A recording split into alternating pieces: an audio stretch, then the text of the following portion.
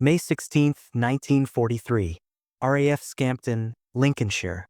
As the sun dips below the western horizon, casting long amber shadows across the grass runways, the evening air is thick not with the usual spring tranquility, but with the scent of high-octane fuel and the low-frequency thrum of 68 Merlin engines. 19 Avro Lancaster bombers, modified into strange, skeletal silhouettes with their bomb bay doors removed, sit waiting. Inside these cramped cockpits, 133 young men from across the Commonwealth prepare for a mission so audacious it borders on the suicidal. They are the 617 Squadron, and their destination is the industrial heart of the Third Reich, the Ruhr Valley. 4 years, the Allied High Command had looked at the great dams of Western Germany, the Möhne, the Eder, and the Sorp, as the ultimate strategic prize. These were not just walls of concrete and earth. They were the vital organs of the German war machine. The Möhne Dam alone held back over 130 million cubic meters of water, supplying the hydroelectric power and the literal billions of gallons of water required for the production of Nazi steel, coal, and armaments. To destroy them would be to sever the jugular of the Reich's industrial capacity, drowning factories and paralyzing production for months. Yet, the Germans considered these dams untouchable. They were engineering marvels of massive gravity construction, designed to withstand the immense pressure of the reservoirs they contained. Beyond their physical bulk, they were shielded by layers of lethal defense. Heavy anti-aircraft batteries lined the ridges, ready to shred any high-altitude bomber that dared approach, while beneath the water surface, thick curtains of anti-torpedo netting made conventional underwater attacks impossible. Standard bombs dropped from high altitude were simply too inaccurate to hit a narrow target from 5 miles up, and even a direct hit on the crest would do little more than chip the masonry. To the Luftwaffe, the dams were a sanctuary, a target that could be seen but never truly reached. That was until an eccentric aeronautical engineer named Barnes Wallis proposed a solution that defied every convention of modern ballistics. If he couldn't fly over the defenses or shoot through them, he would find a way to skip right over them. To understand the genesis of the bouncing bomb, one must first appreciate the staggering limitations of 1940s aerial warfare. In the early years of the conflict, the Royal Air Force relied on high-altitude area bombing, a tactic born of necessity because precision was functionally impossible. Standard bomb sites were rudimentary mechanical devices that required a steady flight path, but at 20,000 feet, even a minor gust of wind or a second's delay in release could cause a bomb to miss its target by miles. When the target was a concrete gravity dam, a structure that required a massive, concentrated shockwave to breach, the margin for error was zero. Barnes Wallis, working for Vickers Armstrongs, realized that the only way to destroy such a formidable structure was to detonate an explosive charge directly against the dam's underwater face. This would utilize the tamping effect, where the weight of the water itself reflects the energy of the blast back into the masonry, magnifying the destructive power. However, the Germans had already accounted for this vulnerability by installing heavy torpedo netting. These steel curtains, suspended from buoys, were designed to catch and detonate any underwater projectile before it could reach the wall. Wallis's breakthrough came from a simple childhood observation: the physics of a stone skipping across a pond. He theorized that if a cylindrical bomb could be dropped at the correct speed, altitude, and angle, it would bounce over the surface of the water, leaping over the torpedo nets like a hurdler. Once it reached the dam wall, its momentum would be spent. It would then sink down the face of the structure and detonate at a predetermined depth. This was not merely a matter of throwing a bomb hard enough. It required a delicate mastery of fluid dynamics and the Magnus effect. By giving the bomb a rapid backspin, up to 500 revolutions per minute, before it was even released from the aircraft, Wallis could ensure it remained stable in flight and produced upward lift as it hit the water. This lift reduced the impact angle and allowed the bomb to glide across the surface rather than plunging into the depths too early. Even more critically, the backspin ensured that once the bomb struck the dam, it would crawl down the concrete face as it sank, keeping it in intimate contact with the target for the final, devastating explosion. Transforming this radical theory into a functional weapon of war required a feat of engineering that was almost as daunting as the physics themselves. The final design was a massive drum, chosen because it could be more easily manufactured and precisely balanced than earlier spherical prototypes. This was not a weapon that could be carried by a standard aircraft. The Avro Lancaster, the heavy-lifting mainstay of the Royal Air Force, had to be extensively modified to accommodate the unique payload. The bomb bay doors were removed entirely, leaving the drum to protrude below the fuselage for the duration of the flight. To reduce drag and weight, the lower ventral guns were also stripped away, a calculated risk based on the premise that the mission would be flown at such low altitudes that they would provide no protection against enemy fighters. The aircraft was fitted with two V-shaped mounting arms equipped with free-spinning disc mounts to grip the bomb. To generate the essential backspin, an off-the-shelf motor, originally designed for hydraulic pumps on submarines, was connected to the bomb via a pulley system. This mechanical complexity was mirrored by the extreme difficulty of the delivery. Because bombing technology in 1943 was still in its relative infancy, existing sights were rudimentary and required exceptionally skilled operators to function. To ensure the bomb skipped correctly over the torpedo netting, the crew had to account for speed, altitude, and the angle of impact, which Wallis determined had to be less than 7 degrees. The pilots were tasked with flying at a staggering 60 feet above the water's surface at a speed of 370 kilometers per hour.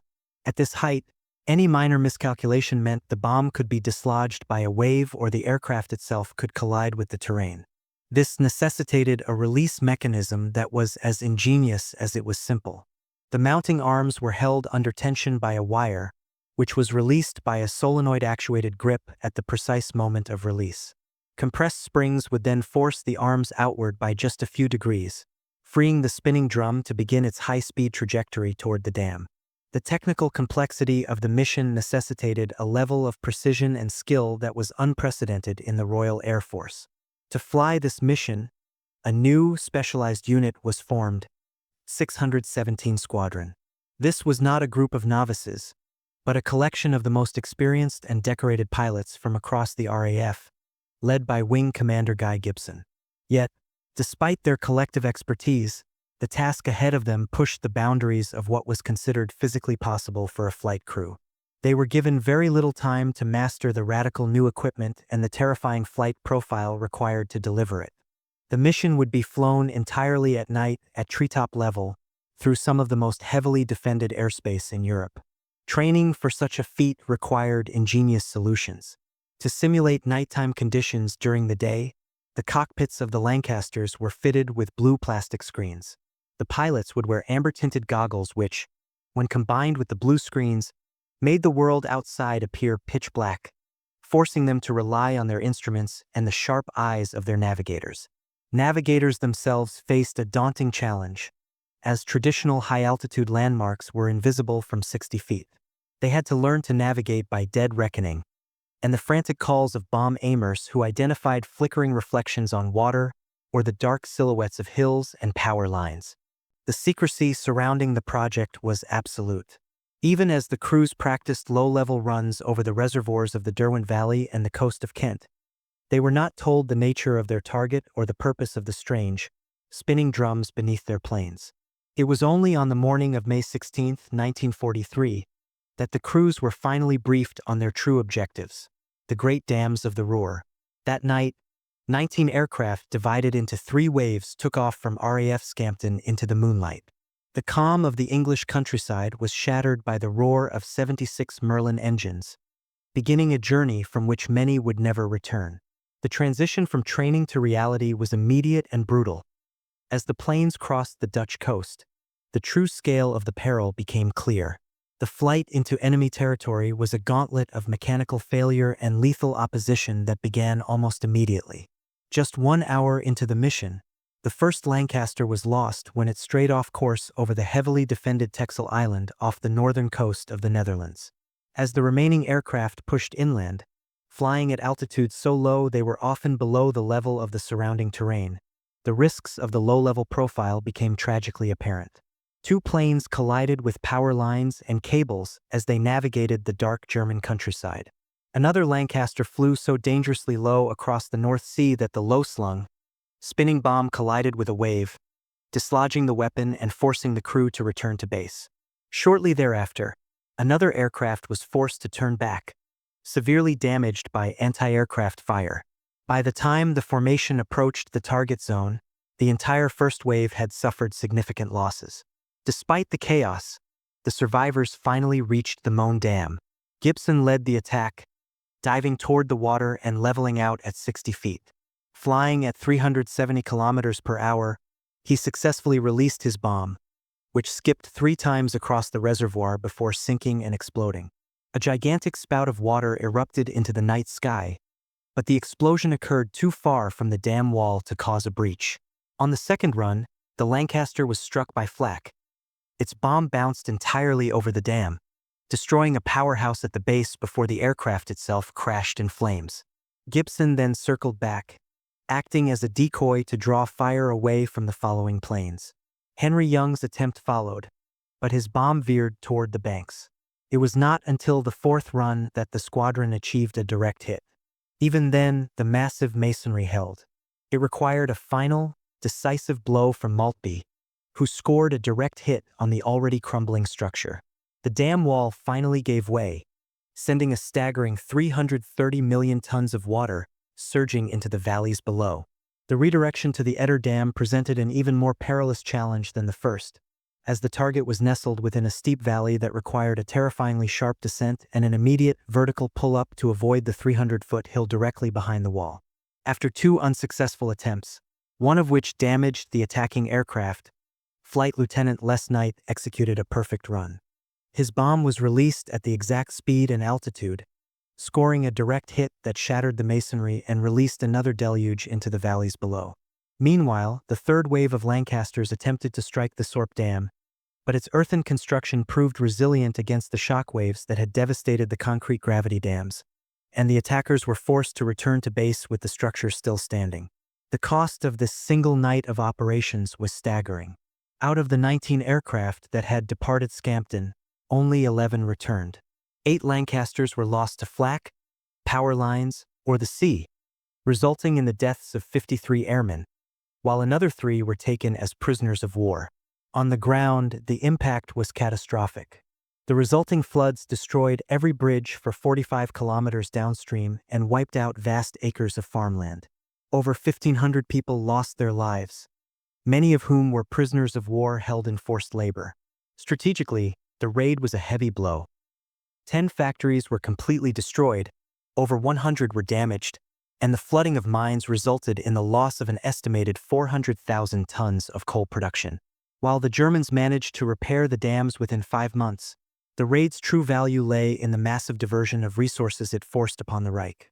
Thousands of workers and immense quantities of materials were shifted away from fortifying the Atlantic Wall just a year before the D-Day landings. Barnes Wallis's bouncing bomb had proven that engineering and precision could achieve what brute force could not, ushering in a new era of strategic warfare where the goal was no longer to level a city, but to surgically dismantle the infrastructure that sustained it. If you found this exploration of engineering history insightful, consider subscribing to the channel and liking the video to support more in-depth documentaries.